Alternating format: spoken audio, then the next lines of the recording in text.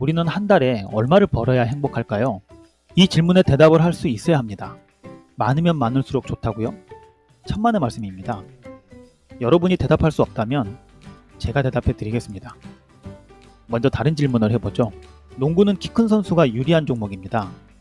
그렇다면 얼마나 커야 할까요? 크면 클수록 좋을까요? 농구의 룰을 따르면서 경기를 유리하게 이끄는 적정 키가 분명히 있습니다. 아무리 키 큰 사람이 유리한 농구 경기에도 3m나 되는 선수는 필요가 없다는 거죠. 돈도 마찬가지입니다.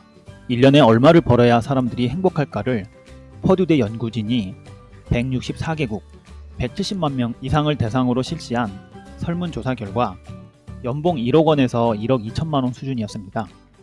월천 여사가 여기서 나오는군요. 월 1천만 원 정도를 벌면 가장 행복하다고 합니다. 그 이상 넘어가면 어떤 일이 벌어질까요? 외로워집니다. 사람은 혼자서 살 수 없는 존재입니다. 도움을 주고받으면서 행복감도 커지는데요. 남에게 도움을 요청할 일이 줄어들 뿐더러 남을 도와주고 싶은 마음도 감소된다고 합니다. 또한 돈이 많으면 주변 사람들이 자신을 부담스러워해서 피하는 경향도 있습니다. 그래서 어떤 부자는 가끔 밤에 혼자 재래시장에 가서 떡볶이와 오뎅을 사 먹고 온다는 얘기도 들었습니다. 아무튼 우린 일단 행복의 임계점인 월 1천만 원을 벌어야 합니다. 그렇다면 어떻게 월 1천만 원을 벌 수 있을까요? 부자들은 어떻게 돈을 벌기에 빌 게이츠는 1초에 30만 원을 벌고 나이키는 70만 원을 버는데 나이키 공장에서 일하는 베트남 여성은 0.03원을 벌까요? 지금부터 부자들이 돈을 어떤 방식으로 버는지를 설명하고 월 1천만 원을 벌기 위해서 우리는 이 방법을 어떻게 활용해야 하는지를 설명하겠습니다. 돈은 시간과 맞바꾸는 일이 대부분이기 때문에 시간과 돈은 밀접한 관계를 갖고 있습니다. 일단 월 1천만 원을 한 달 30일로 나누면 하루에 33만 원이 됩니다. 33만 원을 하루에 벌기 위한 어떤 방법이 있을까요? 가장 단순한 방법으로는 어떤 제품을 판매해서 하루 33만 원의 마진을 챙기면 됩니다. 한 개당 마진이 1,000원인 제품을 330개 팔든지 자동차를 3, 4일에 한 대 정도 팔아서 33만 원 이상의 마진을 챙긴다면 우린 1,000만 원을 벌 수 있습니다. 두 번째로 할 수 있는 방법은 일당 33만 원의 알바든 직업이든 구하면 됩니다. 그런 자리가 어디 있느냐고 할 수 있지만 간혹 있기도 합니다. 어쨌든 가능한 플랜입니다. 하지만 이 두 가지 방법은 명백한 오류가 존재합니다. 사람이 로봇이라면 모를까 언제까지 그렇게 할 거냐는 거죠. 그래서 할 수는 있지만 보통 사람이 할 수는 없는 방법이고 중요한 것은 부자들은 이런 식으로 돈을 벌지 않는다는 겁니다. 지금 나오는 세 번째 방법이 부자들이 사용하는 방법입니다. 부자들은 돈을 주고 시간을 삽니다. 그래서 그 시간을 복제합니다. 예를 들어 오늘 내가 해야 할 일이 10가지이고 이것을 다 하면 월 1,500만 원을 번다고 가정을 해보죠. 그런데 하루에 이 10가지를 다 하려면 한 가지당 4시간씩 총 40시간이 걸립니다. 하루에 다 못한다는 얘기죠. 그래서 내가 해야 할 10가지 중 2가지를 나 대신 해줄 사람을 뽑습니다. 그리고 내가 한 달에 100만 원을 줄 테니 8시간 동안 이 2가지 일을 매일 나 대신 해달라고 말이죠. 그런 사람을 5명 뽑으면 이들은 내가 하루에 40시간을 해야 할 수 있는 일들을 8시간 만에 완수합니다. 그리고 나는 총 1,500만 원을 벌고 500만 원을 인건비로 지출하고 1,000만 원이 남습니다. 그리고 이것을 2세트로 돌리면 인건비 1,000만 원 나가고 나는 2,000만 원 법니다. 이것을 지렛대의 원리라고 합니다. 여기서 돈을 주는 사람을 사장님, 사업가, CEO라고 하고 돈을 받는 사람을 직장인, 월급쟁이, 셀러리맨이라고 합니다.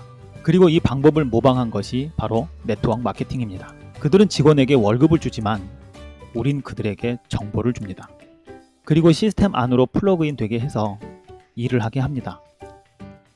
하지만 이러한 방법도 정보화 사회가 저물면서 막을 내렸습니다.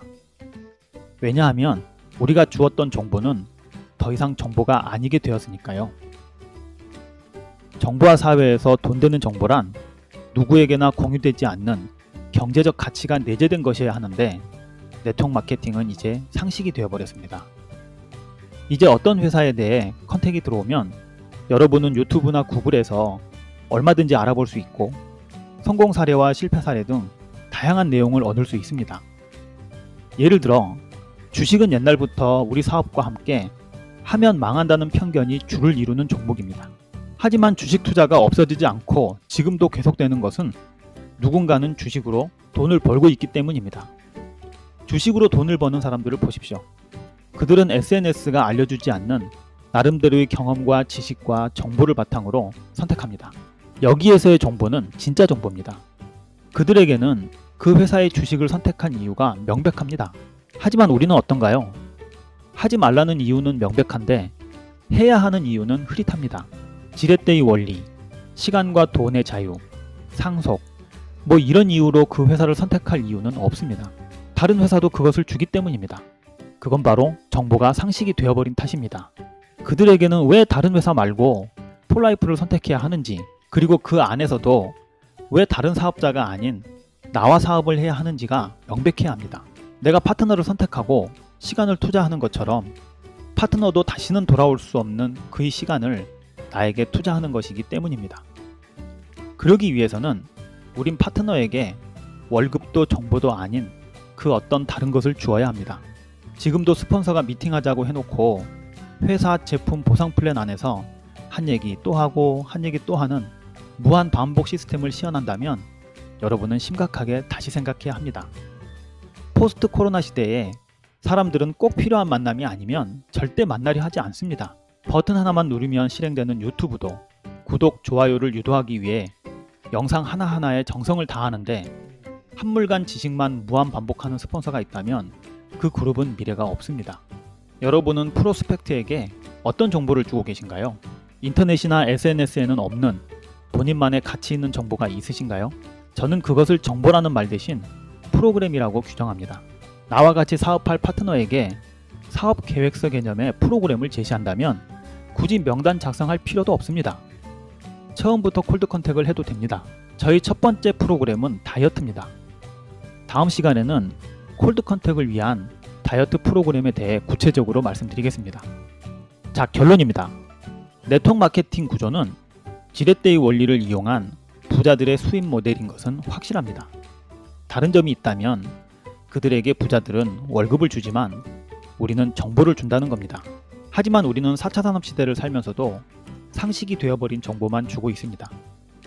이 정보는 사업 계획서화된 정보로 바뀌어야 됩니다. 그들에게 손에 잡히는 무언가를 주지 않으면 여러분은 파트너가 이 사업에 야망을 갖고 뛰어들어와서 책 읽고 강의 듣고 미팅 참석하다가 사라지는 무한 반복 경험을 하게 될 것입니다. 마치겠습니다.